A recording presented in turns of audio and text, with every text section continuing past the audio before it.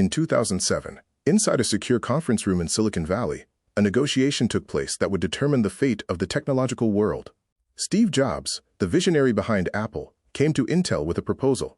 Jobs wanted Intel, the undisputed king of silicon, to manufacture the processors for his secretive new project, the iPhone. At that moment, Intel had the absolute power to lock down the mobile future, just as they had dominated the PC era. But inside the boardroom, the executives were skeptical. They looked at the spreadsheets, and they didn't see a revolution. They only saw low profit margins. The CEO at the time, Paul Otellini, stared at the deal and hesitated. Apple was demanding a rock-bottom price for the chips, leaving Intel with very thin profit potential per unit. Otellini's team of high-paid analysts ran the forecasts and confidently concluded, mobile phones are a niche market. The volume will never be high enough to make up for the low price. They thought they were being smart. So Otellini did what any prudent financial manager would do. He said no. He walked away from the iPhone to protect his quarterly earnings report. That single decision, over a difference of just a few dollars per chip, became the most expensive mistake in the history of corporate America. It created a massive vacuum in the market that allowed tiny competitors like ARM and TSMC to rise from the ashes. That rejection started a butterfly effect that is now crumbling the $200 billion Intel empire. The company that once defined the future is now bleeding cash and laying off thousands. How did the smartest guys in the room get it so spectacularly wrong? And is there any way back from the edge of the cliff? Welcome to the Fortune Classified. We investigate the secret histories of money, power, and the colossal failures of the elite. Today, we are cracking open a thick dossier on the collapse of an American icon. This is not just a story about computer chips. It is a tragedy of arrogance, lost culture, and the brutal reality of capitalism. Today's classified file, the failure report of Intel. To truly understand the magnitude of this fall, we must first revisit the height of their power. In the 1990s and early 2000s, Intel wasn't just a tech company. It was a religion. If you bought a computer anywhere on Earth, it had to have the Intel Inside sticker. Through the legendary Wintel alliance with Microsoft, they held a ruthless global monopoly that crushed all competition.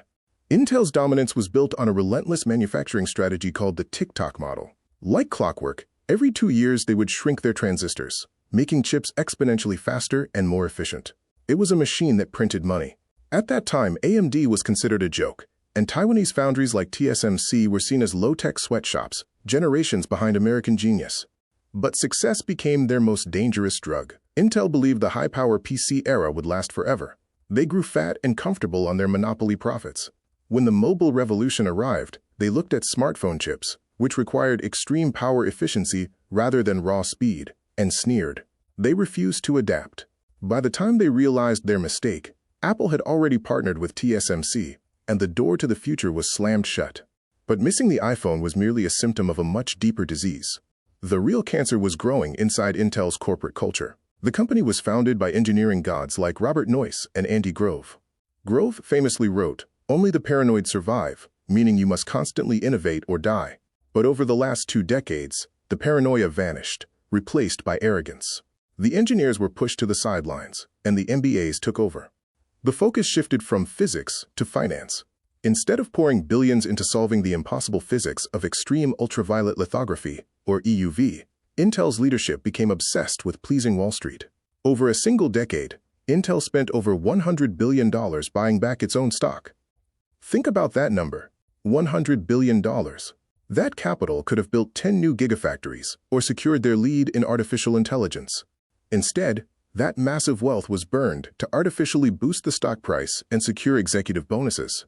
They were essentially eating their own seed corn to look well-fed, while the farm was slowly dying.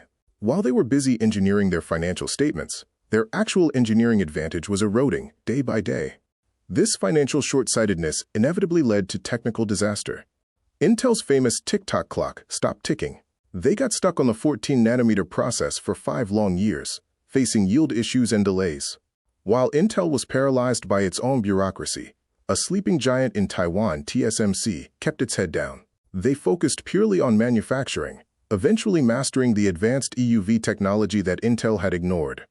But the final blow came from an old rival they had left for dead, AMD. Under the leadership of Dr. Lisa Su, AMD made a brilliant strategic pivot. She realized AMD couldn't beat Intel's factories, so she sold them.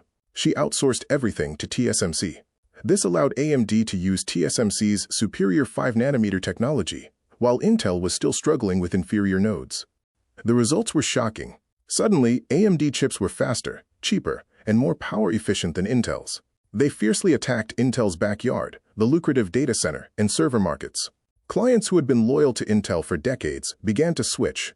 The monopoly was broken. The predator had officially become the prey. And then, in late 2022, the world changed again. ChatGPT was released, and the greatest gold rush in human history began, the AI revolution.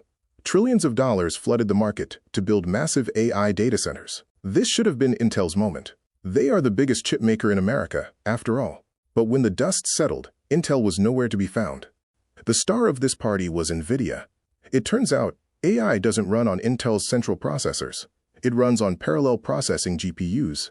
Jensen Huang, the CEO of Nvidia, had spent 15 years preparing for this exact moment, building a software moat called CUDA. While Nvidia skyrocketed to become a $3 trillion company, cornering 90% of the market, Intel was reduced to a mere bystander, watching the revolution from the sidelines. The humiliation reached its absolute peak in late 2024. A symbolic death occurred that shook the financial world. Intel was unceremoniously kicked out of the Dow Jones Industrial Average. They had been on that prestigious index for 25 years, representing the pinnacle of American technology. Being removed was the ultimate insult. And the salt in the wound? They were replaced by none other than Nvidia.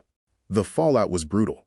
In August 2024, Intel announced a shocking plan to lay off 15,000 employees, cutting 15% of its global workforce. The stock price collapsed, shrinking the company's value to a fraction of its former self. Vultures began circling the wounded beast. Rumors exploded that Qualcomm, a company that primarily makes chips for mobile phones, had approached Intel for a takeover. A mobile chip company buying Intel? 10 years ago, suggesting such a thing would have been a joke. Today, it is a terrifying possibility. The grand empire that built Silicon Valley is now fighting to avoid being sold off for parts. Let's dig deeper into the core strategy that failed, the Foundry War. This is where Intel truly lost its way. The chip industry is divided into two camps: fabless designers like Nvidia and Apple, and foundries like TSMC that only manufacture. Intel insisted on being an IDM, doing both designing and building. It was a source of pride, but it became their prison. Under CEO Pat Gelsinger, Intel tried to open its factories to build chips for others. But there is a fatal conflict of interest.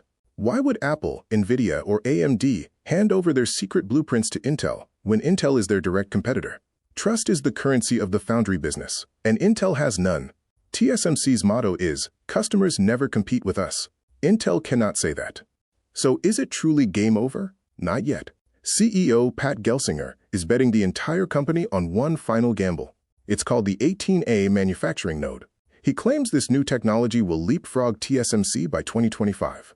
It is a bet worth over $100 billion. If 18A succeeds, Intel might survive and reclaim some glory. If it fails, the Intel we know will likely be broken up and vanish into history. However, there is one hidden variable that isn't on the balance sheet: American patriotism. The U.S. government cannot afford to let Intel die. With geopolitical tensions rising, relying 100% on Taiwan's TSMC is a national security risk. This is why the CHIPS Act is pumping billions of taxpayer dollars into Intel factories in Ohio and Arizona. Ironically, Intel's best hope right now isn't its innovation, it's the fact that it is too big to fail for Washington. So here is the verdict of the Fortune Classified. Intel is a wounded giant, bleeding cash and talent. But they have the U.S. government as a life support system.